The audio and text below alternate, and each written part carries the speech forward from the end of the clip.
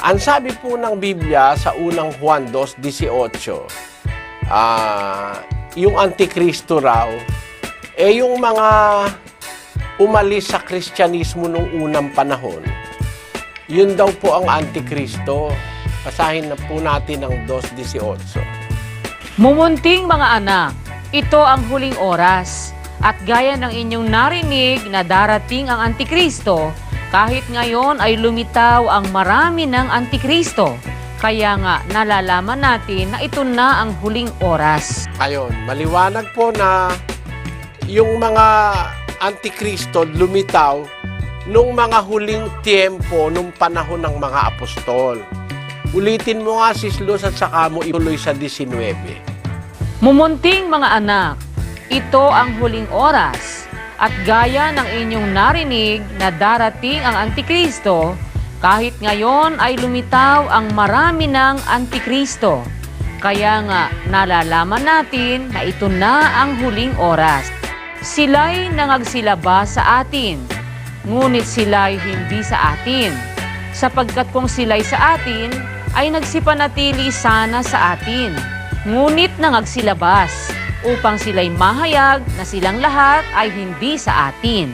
Liwanag dyan, kapatid, na yung Antikristo, yung umalis sa mga Kristiyano nung una, lumabas sa iglesia ng Diyos.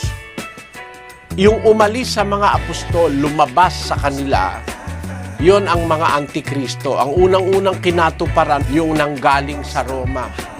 Yung, kumbaga, anak ng Roman Empire.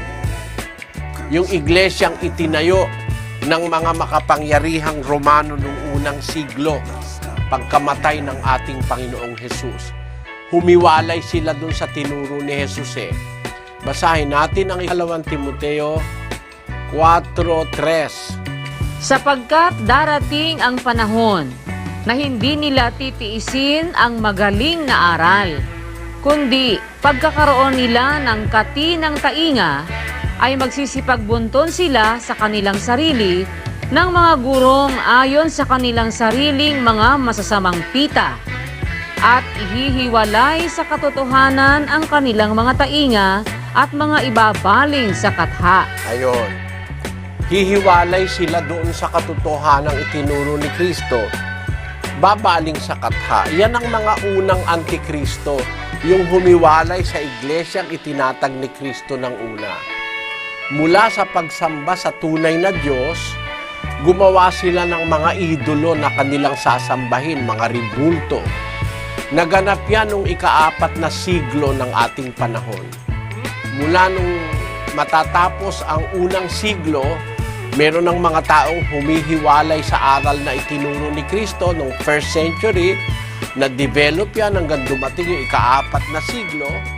Nag-umpisa na ang kapapahan, yung tinatawag na papacy or papacy. Doon nag-umpisa ang kapangyarihan nila na nagturo na ng ibang aral po kesa sa itinuro ni Kristo.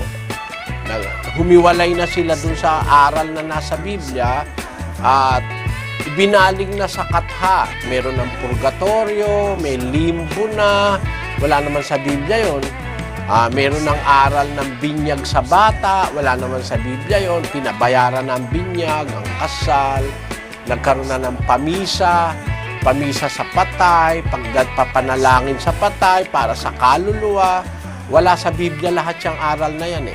Yun, pinatupad na nila yan. Yun ang masasabi ko, kapatid.